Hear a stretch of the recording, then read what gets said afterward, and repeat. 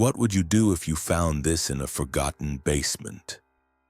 A book so dangerous it was burned in public squares, because it describes minute by minute what happens to you after your heart stops. It's not life after death.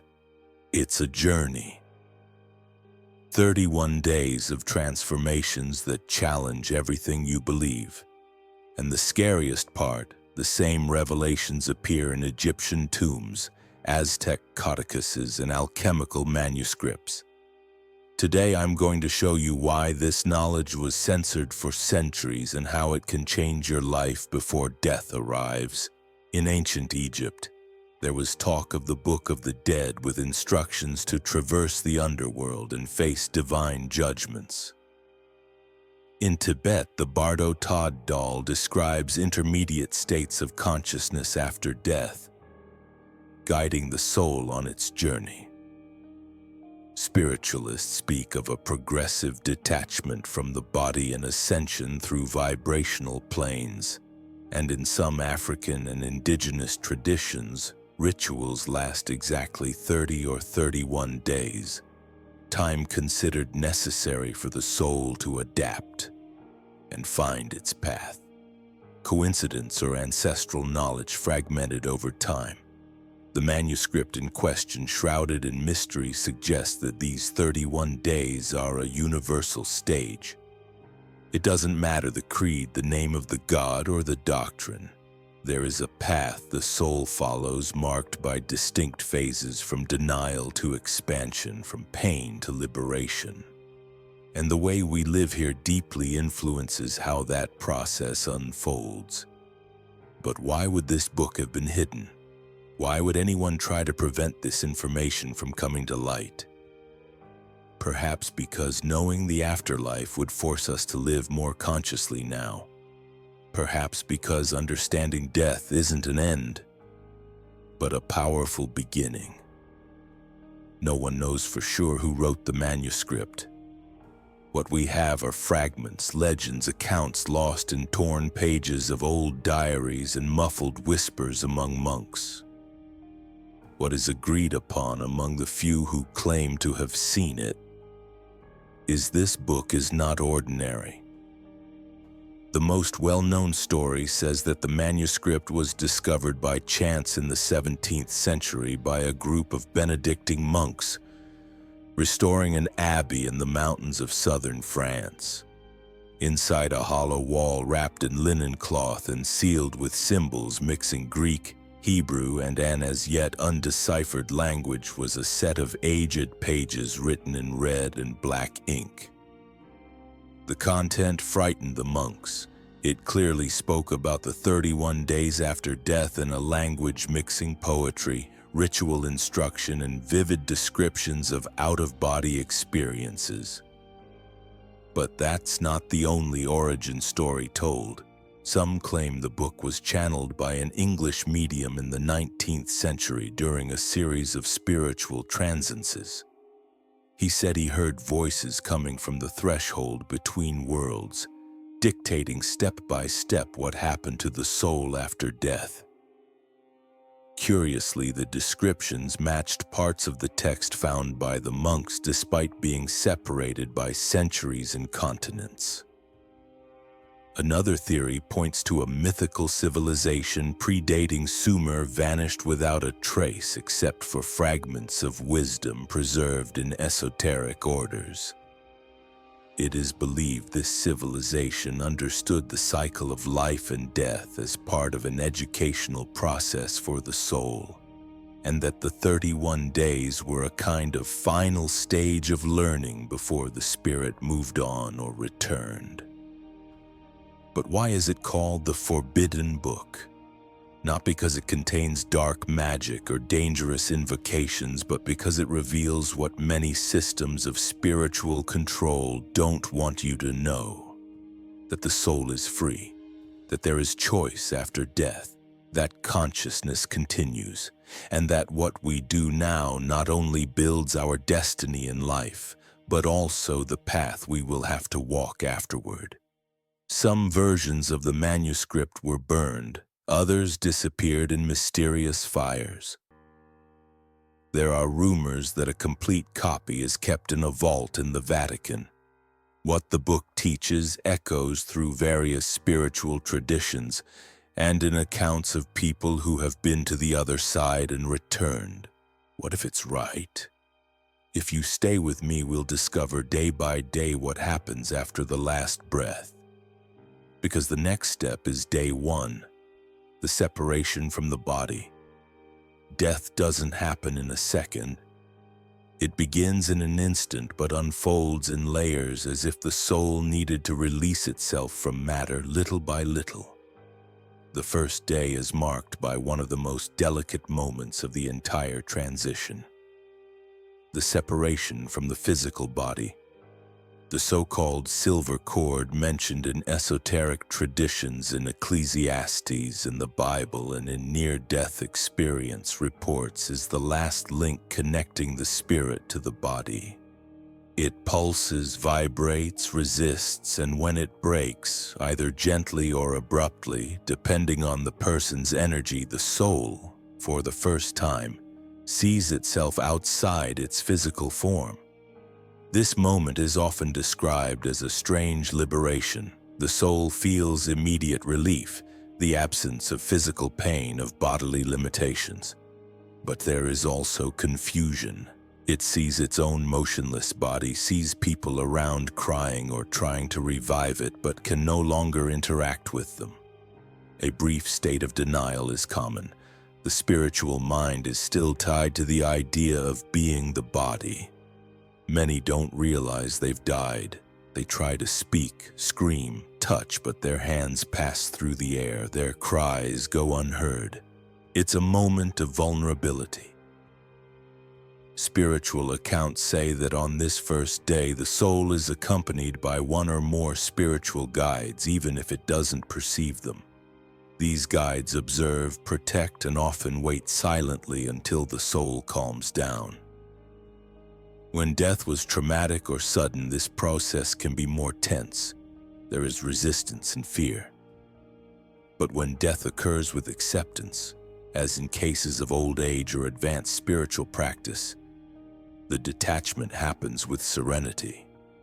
In practice, this is the day of disconnection. It's when the soul begins to understand that it's free but doesn't yet know where to go. It's a state of suspension, like being on the threshold between two worlds. One foot still on earth, the other already touching something nameless. Here the real journey begins, and why does this matter to us, the living? Because what we do in life prepares for this moment. Fears, guilt, excessive attachment to the body or material possessions make this separation more difficult. A life with more presence, spirituality, and detachment makes everything lighter. If the first day is marked by the separation from the body, days 2 to 4 are dominated by a more subtle but even deeper whirlwind. The awareness that one has died. It seems obvious, but for the newly freed soul, it isn't. At this stage, the soul still carries the memory of matter. It feels alive. It can walk, observe, think, recall. But something is off. People don't hear it. Animals don't notice it. Words don't come out. The world, once solid, now seems made of mist. And it's at this point that reality starts to sink in. The recognition of death isn't immediate. In many cases, it comes in waves. First a suspicion, then a certainty. The soul realizes it's in what we call the lower astral plane, a kind of energetic copy of the physical world where emotions still vibrate intensely. In this plane, the soul often remains close to the environments and people it knew in life. It tries to warn loved ones, tries to touch objects, tries to go back home. Some in desperation watch their own funeral. They see their bodies being buried, ears being sealed forever, and feel a pain that is no longer physical but emotional, deep. Many do not accept it. They try to reverse the situation. They scream, run, beg, Others enter a state of numbness, refusing to accept reality. The soul may relive the last moments of life over and over, as if the mind were desperately trying to find a mistake that could be undone. This can last for days or more. But there are those who, even amidst the confusion, begin to notice presences, subtle silhouettes, lights in the background, whispers coming from another dimension. These are the spiritual guides who wait for the right moment to approach when the soul is ready to listen. During this period, prayers, elevated thoughts, and rituals performed by the living have great impact. They create bridges of light between the worlds, facilitating the spirit's awakening. That's why so many cultures maintain rites during the first 3 days, not by chance. Between the 5th and 7th day, the soul enters one of the most impactful and transformative moments, the encounter with itself. Nothing external, no judges, no furious gods or condemning demons. Here, judgment comes from within. This process is described in the manuscript as the vision of reflected truth, more commonly known in many traditions as the life review. The soul reels important scenes, but not in the linear way we remember in life. It feels again everything it caused in itself and in others. Every word spoken in anger, every act of love ignored, every small kindness forgotten. It all comes back not as memory, but as direct experience. It's as if the soul wears the skin of those it hurt and also of those it helped. It feels the echo of every action, every omission. Time loses shape. Every moment lived resurfaces with overwhelming clarity. This judgment is not meant to punish. It reveals. It is a brutal and liberating way to become aware of what one truly is. The soul sees the patterns it repeated, the fears that guided it, the loves it didn't live out of pride, the decisions driven by guilt. It also sees the gestures of light, the triumphs, the moments it chose good, even in silence. It's a mirror that doesn't lie. At this stage, there are 2 common reactions: self-accusation or acceptance. Some spirits sink into guilt, refusing to move on. Others, even in the face of their mistakes, manage to see everything with compassion, understanding the learning. The difference lies in how the soul lived. The more awareness in life, the more maturity to deal with the truth after death. In certain cases, spiritual beings act as facilitators, helping the soul understand that this judgment is not a condemnation but a chance for integration, an essential step toward liberation. In practice, this stage has a profound effect. It determines whether the soul will cling to the past or move on to the next phase with more lightness.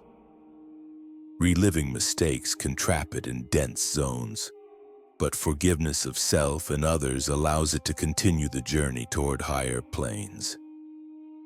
Next comes the most challenging crossing, the threshold. After the inner judgment, the soul is no longer the same. Something within it has broken self-deception, and with that it finds itself before an invisible portal. A vibrational boundary that separates the world of denser attachments from the journey toward elevation. This moment, known in many spiritual traditions as the threshold, is one of the most delicate and feared points of the post-death journey. The threshold is not a place in the physical sense.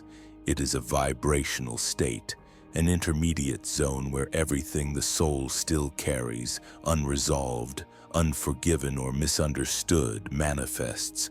Fears take form. Guilt becomes incessant echoes. Poorly processed thoughts gain weight, and the soul feels in its subtle skin everything it failed to heal in life. The manuscript describes the threshold as a territory of emotional density. It's like crossing a valley made of shadows that are not external but fragments of the soul itself. Some spirits see labyrinths, others hear voices from the past or face illusions trying to trap them there. Memories, addictions, people who symbolize pain. It is also the point where, according to the text, the presence of spiritual guides begins to intensify, but not as saviors, rather as silent companions. They cannot cross the threshold for the soul. Only the soul can do that. Free will remains the supreme law even after death. But there is an essential detail. The threshold is not a punishment. It's a passage, a kind of natural purification like heat, dissolving the soul's old layer, preparing it for the next level of consciousness. Those who refuse to cross out of fear, denial, or attachment end up wandering there for an indefinite time, repeating thoughts, reliving traumas. This is what some traditions call trapped spirits. On the other hand, souls that cultivated self-knowledge, meditation, compassion, and forgiveness in life cross the threshold more fluidly, not without pain but with clarity. They understand that the suffering there is not punishment but a reflection that can be transmuted. Some cultures symbolize this crossing as a river like the Styx in Greek mythology, or as a bridge as in the Muslim tradition. The manuscript suggests that each soul perceives the threshold according to its beliefs and experiences. In other words, you create the crossing based on how you lived. The practical takeaway is brutally clear. Don't wait until death to face your shadows. Do it now. Every trauma healed in life is one less stone on the threshold's path. After the intensity of the threshold, the soul begins to pass through a lighter mist. Traces of what was still linger, but now there's something new in the air. Presences subtly familiar, ancient, known. Days 11 to 13 mark a reunion that many traditions describe as sacred, the contact with the ancestors. Spirits from the family lineage, ancient spiritual guides, or souls with whom one shared deep bonds over multiple lifetimes draw near.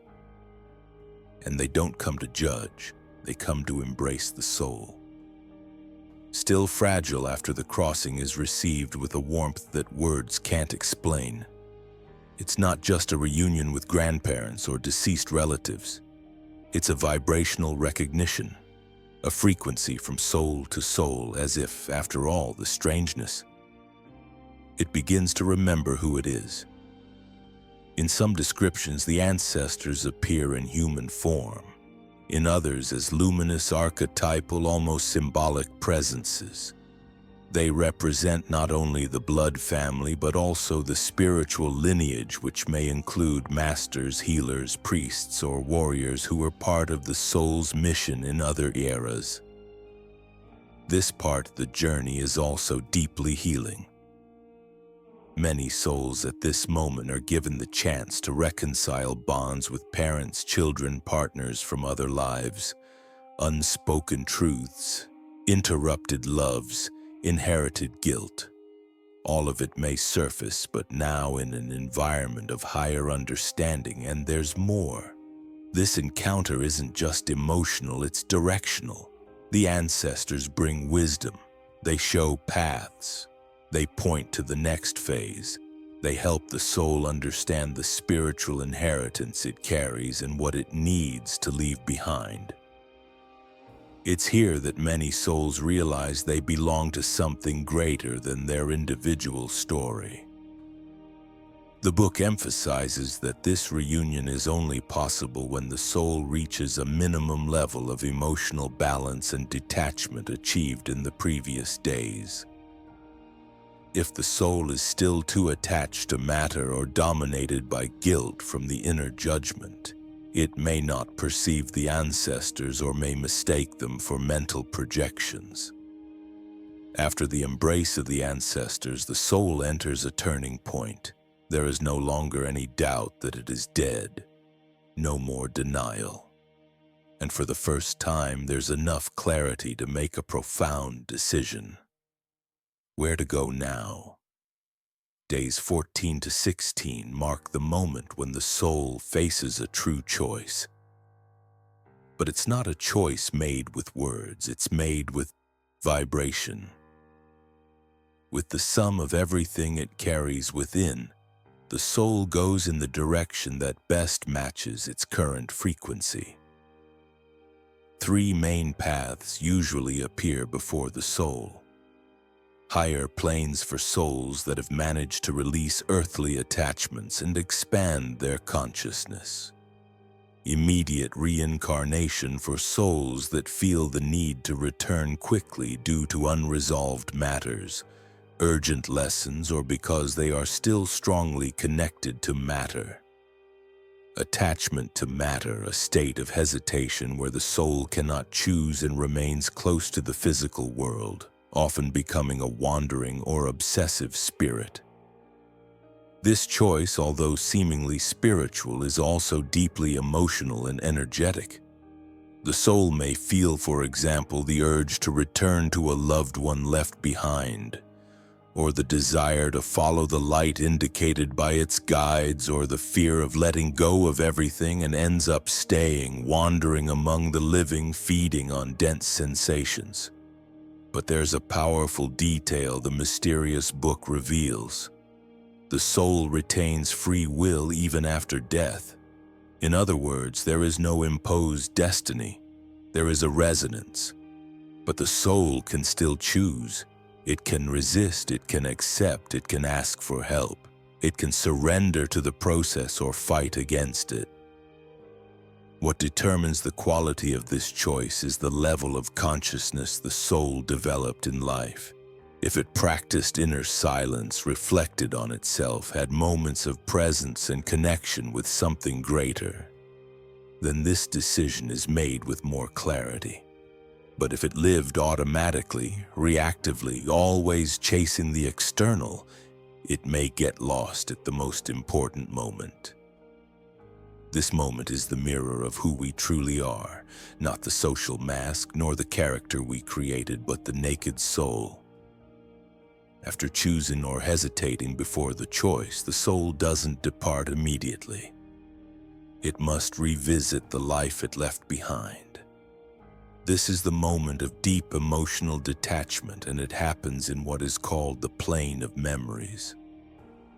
During days 17 to 20, the soul is guided often by its guides or by its own awakened consciousness through places, people, and meaningful experiences that marked its journey on earth. It visits its former home, silently observes loved ones, sees places from its childhood, loves that will not return, wounds that never fully healed. But here, unlike the inner judgment of days 5 to 7, the experience is not about right or wrong. It's about letting go. The soul sees, feels, but now begins to understand that no longer belongs to it. It's like walking inside an old dream. Beautiful memories may bring tears. Painful ones may finally be accepted. The soul begins to emotionally disconnect from the earth.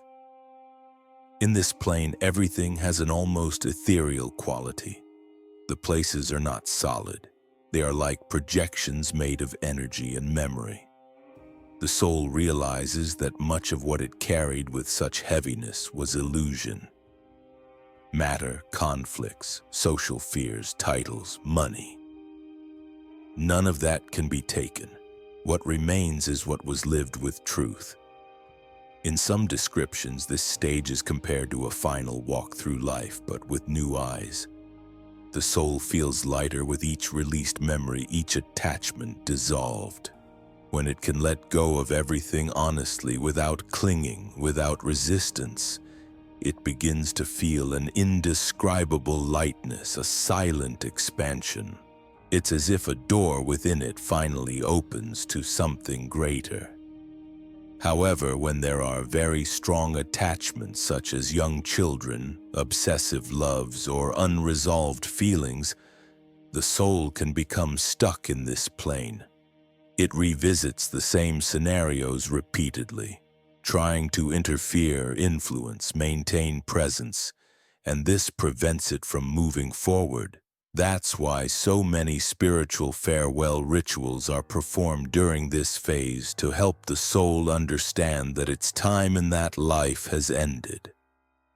After the emotional detachment experienced in the plane of memories, the soul begins to experience something entirely new, the expansion of consciousness. And it is here that it enters the realm of consciousness, a dimension where time ceases to exist as we know it and everything vibrates in pure understanding. During days 21 to 24, the soul no longer revisits what was. It integrates. It's as if all the parts fragmented by pain, fear, ego, illusion, and conditioning begin to come together again. Consciousness stops being a narrative of the self and becomes vision. The soul understands why it lived what it lived, why it suffered, why it chose certain paths.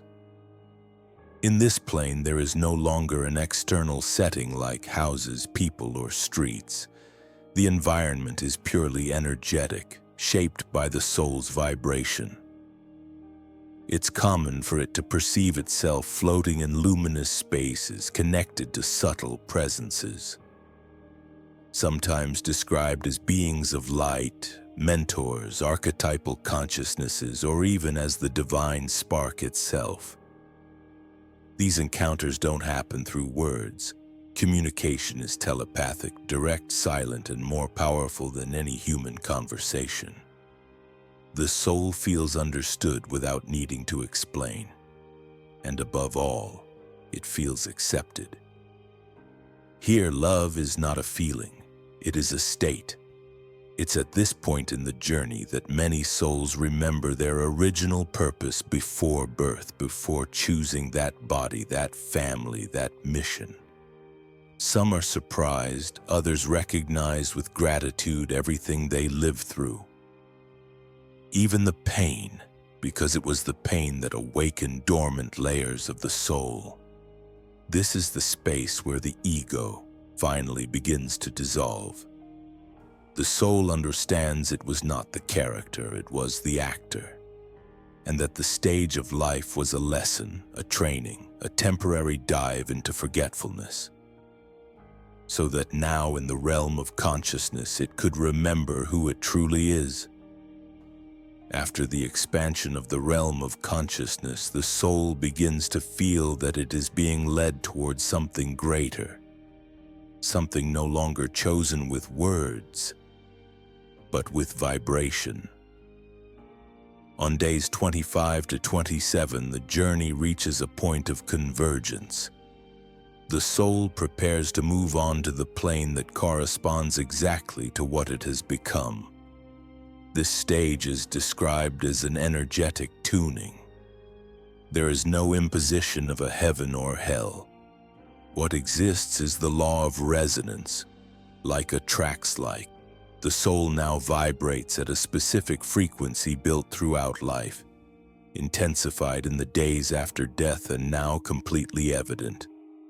Based on this vibration, the soul begins to be naturally drawn like iron to a magnet to one of the compatible spiritual planes. Lower planes denser where souls still strongly attached to ego, hatred, the desire for control or the illusion of matter reside. Middle planes where evolving spirits continue their learning in spiritual colonies. Healing centers or hubs for study and reconstruction. Higher planes, more subtle realities where consciousness dissolves into universal love and missions of assistance, creation, or preparation for new incarnations with a clear purpose. But the most striking thing is that no one decides this from the outside. The soul itself, in light of everything it lived, places itself where it belongs. And this belonging is not punitive, it is coherent, it is mathematical and spiritual. It feels peace with the vibration it attracts because it is the frequency it built. Beings assist in the direction but never interfere with the vibrational choice. They merely show gently what is already clear. You are ready for this, or you still need to go through that. In some cases, the soul can still be helped. Rituals performed by family members, sincere prayers, acts of deep love from the living can raise the soul's vibration in the final moments before its definitive destination. The great lesson here is simple yet immense. You don't go where you want, you go where you are. And what you are is shaped in every daily decision, in every choice between love or fear, in every silent act. Days 28 to 30 are described in the manuscript as the final moments between worlds. The soul already knows where it is going. It feels the plane that calls it, the vibration that surrounds it. But here on this final shore, there is still time for interference. There is still room for grace, for external spiritual help, for prayers that echo strongly in open cracks in the darkness. This is the moment when prayers, rituals, masses, mantras, and lights lit in the name of the departed have their most powerful impact. At this point, the soul is in a state of semi-brational openness. This means it is almost fully aligned with the plane that awaits it, but there is still an active spiritual sensitivity. It still feels the vibration of the living who love it. It can still be touched by gestures of light coming from earth. And this is where the love of the living becomes a bridge. Ancient cultures knew this. In Egypt, candles were kept lit for 30 days. In Catholicism, 7th day and 30th day masses are not just rituals, they are precise spiritual windows. In Spiritism, this is the period when prayers for the soul are intensified. The last 3 days are crucial in determining the quality of the soul's arrival in the new plane. These days are like the final seconds of a dive, when the light of the surface is visible, but one can still be pulled back into the depths. The final push must be strong. And for us who are still here, the clearest call of all remains. Care for those who have departed, pray, light candles. Say their name. Send light. Even if you think it doesn't matter, it does. The soul feels it, vibrates with it, and can be saved or at least comforted by your intention. After that, the passage closes, the cycle is complete. And then day 31 arrives, the veil closes, and the soul fully enters the plane. Its vibration has determined there is no return. Death is not an end, it is the harvest. Not an